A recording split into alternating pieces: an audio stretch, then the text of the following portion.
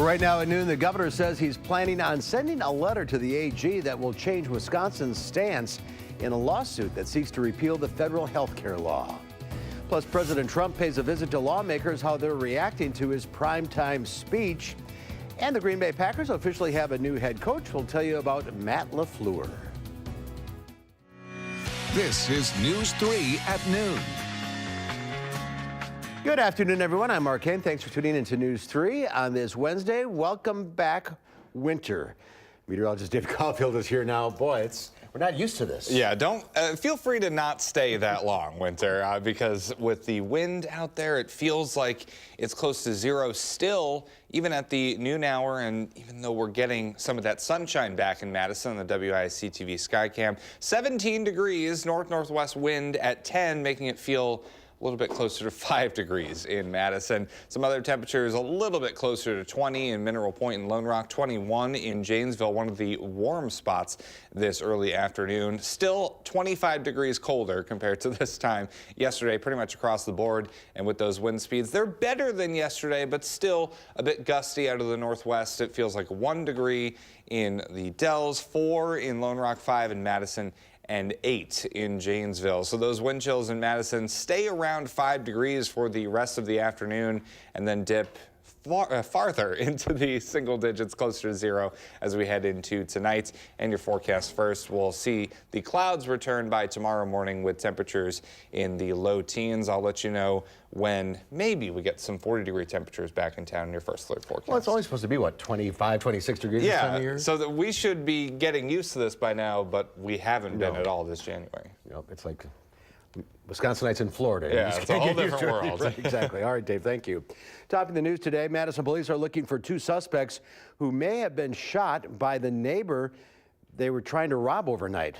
Officers were called to the 600 block of North Carroll Street near Lake Mendota just after 10:30 last night. Someone inside the house fired shots at 2 people who broke into the home.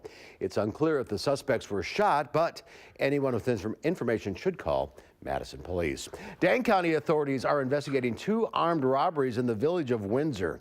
The Dane County Sheriff's Office says a male suspect walked into the Speedway gas station on Lake Road before 2 o'clock this morning and showed what appeared to be a handgun.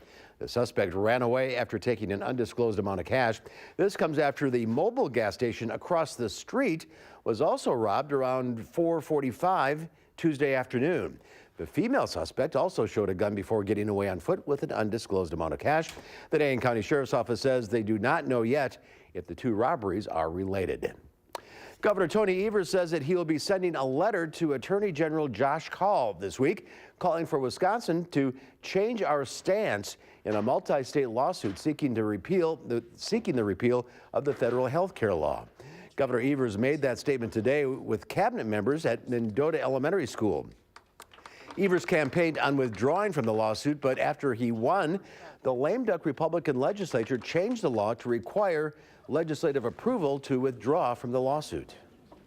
That letter will be going to Attorney General Kaul sometime this week, and it will be asking us to change our stance with that lawsuit. That's something I promised, frankly, during the election, and I'm going to follow through on that.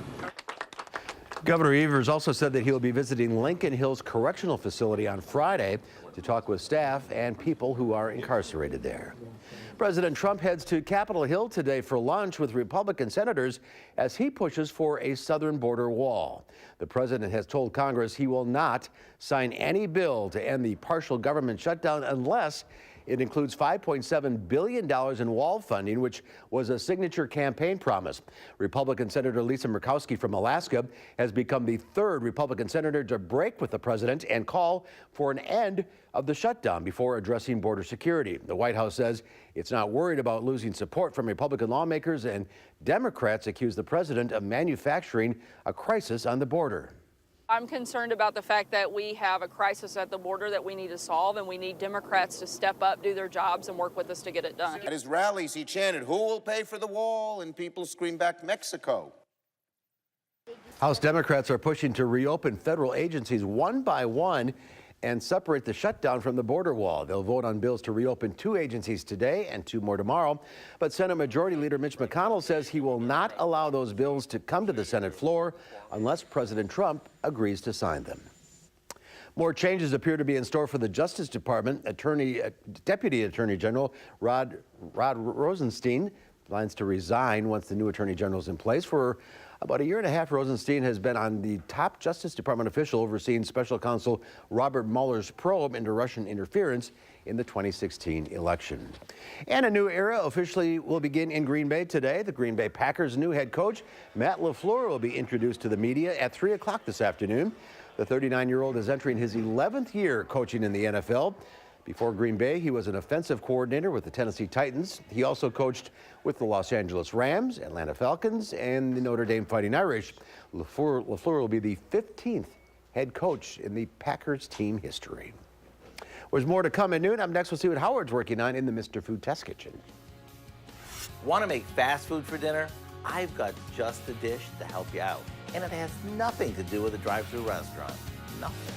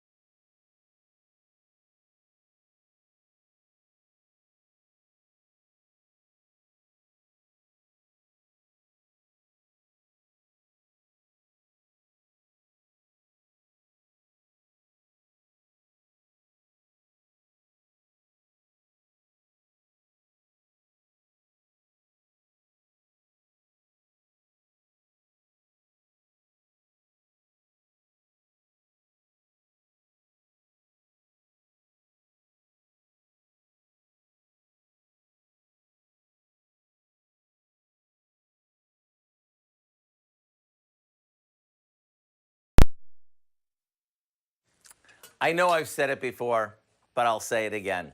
Fish is the ultimate fast food. And when I say fast food, I'm not talking about the stuff you pick up at the drive-thru.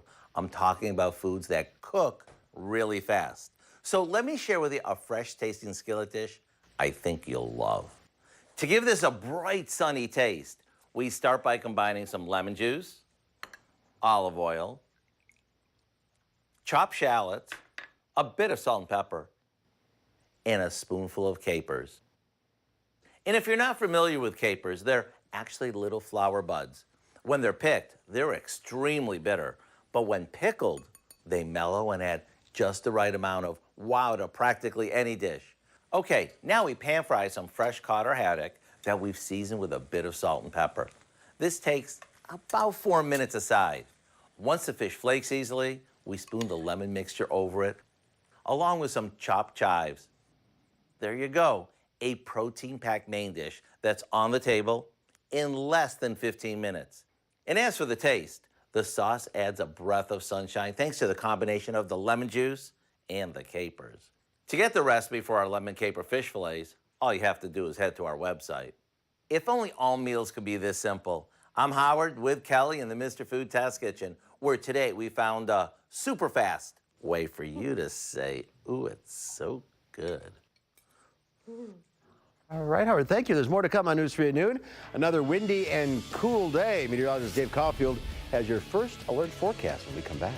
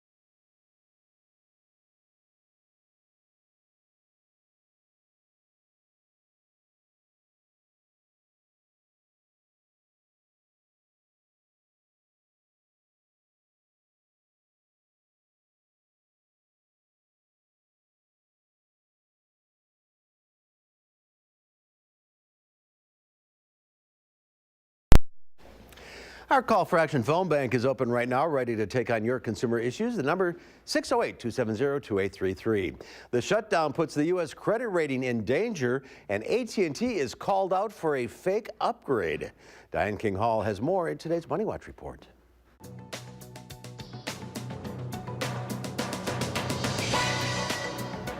Stocks started another session higher today. Wall Street remains optimistic about a resolution to the U.S.-China trade war.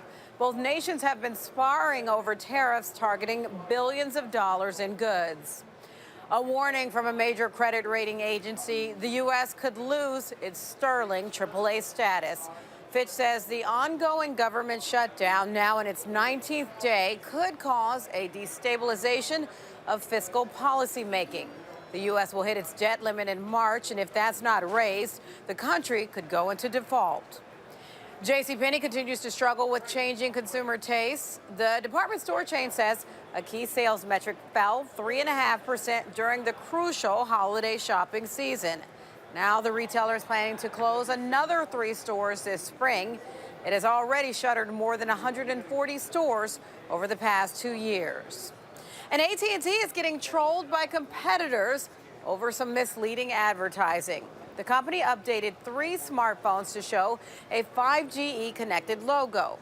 AT&T claims 5GE brings faster speed and is the first step on the road to 5G. But executives from T-Mobile and Verizon criticized AT&T, saying the update confuses customers because it is still just using older technology. And that's your CBS Money Watch report. For more, head to cbsmoneywatch.com. At the New York Stock Exchange, I'm Diane King Hall. Diane, thank you. The Dow Industrial's up 136 points at the noon hour, almost at 24,000 again. The NASDAQ Composite up 65. Let's check in now with Q106 Farm Director Pam Yankee on this cold January day. Oh, my goodness. That, talk about, like you said, a shock to your system. And I agree with Dave. Winter does not have to stay around real long. I'll take a respite by the weekend. But the markets are hot today, Mark, and part of it is what's going on in Beijing. We're into the third day now of conversations between the United States and China. Wasn't supposed to go that long, was only supposed to go 2. Now they're talking that they may carry it into Thursday. Tomorrow is also a critical day in the marketplace because Brazil is going to be releasing some of their production estimates. Now remember, because of the government shutdown, we won't have a January 11th crop report from USDA. That's going to be postponed. Sonny Perdue said yesterday that it's basically going to be postponed until they can get staff back in place to vet it. They're also extending the application deadline for the market facilitation program. That's the money that farmers are supposed to get to offset some of the tariff issues that we've been dealing with. They're going, because Farm Service Agency implements that program, they're going to delay the application deadline for the same amount of days that FSA is closed until the government reopens, if that makes sense. So once the government opens, they're going to count back days and give you that on the extension. Bottom line is we got to wait on Brazil's numbers tomorrow. That's the only information the market is going to see, and we'll see whether or not they trust it. Dairy markets today in Chicago. Barrel cheese down 3 1/4 at 124.5. 40-pound block cheese down a penny at 137. The AA butter today, though, up just a half a cent at 223.5 per pound. Now I want to see if New York City, standing in the backyard on a day like this, he couldn't venture out when the sunshine was hurting her eyes, Mark. Today, what's hurting your face is this wind and cold temperatures, man. Yeah, he's inside, nice and snug. There, now he's showing his brilliance. That's right. good. That's good. And New York City experience coming through. Yeah. All right, Pam, we'll see you later. Stay warm.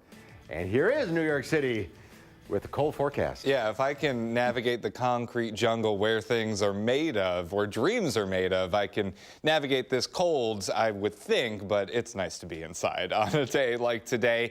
And with the cold here, some are asking where is the snow, because we really haven't gotten any at all this January, about a ½ inch falling so far this month. There's a lot of the month to go, but if the month did end today, we would be in second place all time for the least snowy Januaries, but I think we'll get a little bit more by the time we get to Friday and Saturday, just not all that much. So snow lovers, this is an unfortunate picture that we're looking at right now, because across southern Wisconsin, we don't have any snow depth. A little bit farther north, maybe about an inch or 2, but that's about it. Not much of the white stuff across Wisconsin right now in the beginning of January. We do have a fairly nice lake effect event on the other side of Lake Michigan, affecting portions of Indiana and the state of Michigan, but really for us, not looking at a lot of big snow chances in our future, at least over the next 7 to 10 days, maybe a ½ inch here, a ½ inch there, but that's really it for the time being. Maybe towards the end of the month, things will shift and the pattern will change a bit. Downtown Madison on the Edgewater Skycam, we're seeing some sunshine along with some clouds on the Edgewater Skycam. Forecast high today, 19 degrees, so about 5 to 10 degrees below normal for this time of year. And that makes Mr. Owl here open his eyes a little bit, because we really did have quite a change from what we've experienced so far this January. Very warm temperatures. Our monthly temperature departure is 12 degrees above where we should be. But today, that box turns blue because a lot of our faces are turning blue, and the map is blue as well, with temperatures in the teens across southern Wisconsin. 24-hour temperature change, 25 degrees colder compared to this time yesterday, basically across the board in southern Wisconsin. And with wind speeds better than yesterday, but still a little bit breezy out of the north and west at about 10 to 20 miles per hour. It feels like 5 in Madison, 8 in Janesville. feeling like 0 in Camp Douglas, and 7 in Boscobel. So here is our future track. This cold weather sticks around for the next day or so, but high pressure coming into our south does help those winds a little bit tomorrow. Maybe a few clouds of the higher variety. Then low pressure coming into town by the time we get to later Friday and Saturday could bring us a brief period of some flurries and light snow showers, but really the coverage of that system is not going to be anything that we need to worry about too much. So ½ an inch to an inch is really looking like the most likely scenario with that system. So a quick look at your 7-day forecast. Temperatures are into the 30s for Friday and Saturday with the chances of some light snow. Then we're closer to 40 degrees by the time we get to next Tuesday. So some milder temperatures do come back by the time we start next week. Mark? All right, Dave, thank you. There's more to come on News 3 at noon. Up next, Angie Horkin from the Wisconsin Beef Council is here. She'll have some healthy beef recipes that could help you with your New Year's resolution. Smelling good, Ange. We'll be right back.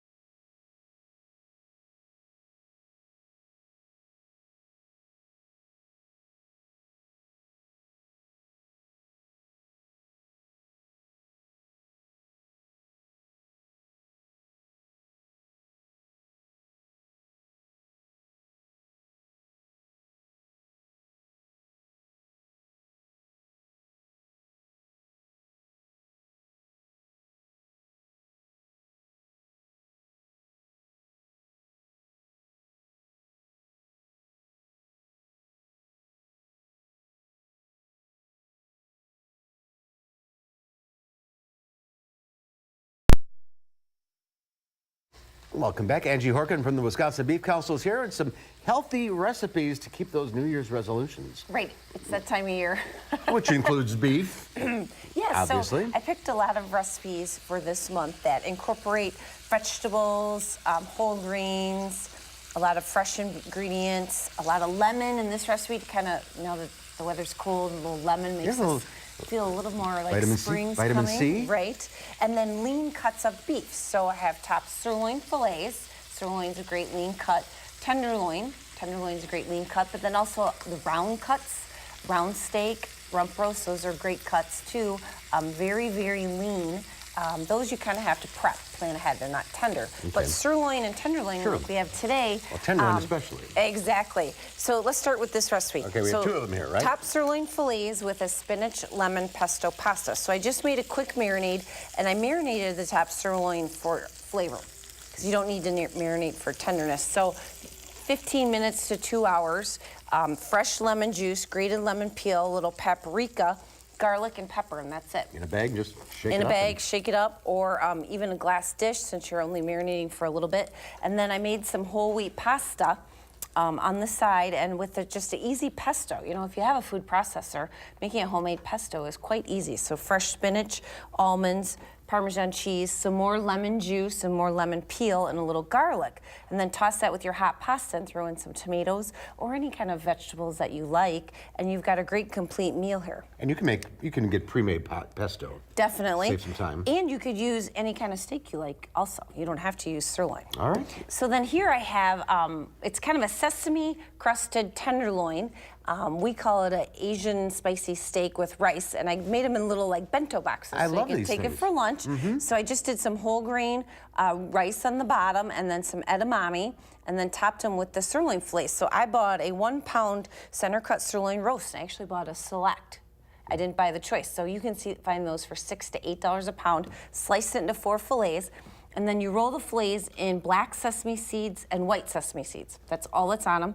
And then put them in a skillet and saute them 2 minutes, flip them over and put them in a hot oven for about 10 minutes and finish them in the oven. That's it. Then take them out, either have your meal or package them up for lunch. You know, because this time of year, sometimes lunch is where we fall off the wagon. And Exactly. But if you make a lunch ahead like this, take it to the office and warm it up, you've got super great 35 grams of protein per tenderloin meal. And this one has 41 grams of protein.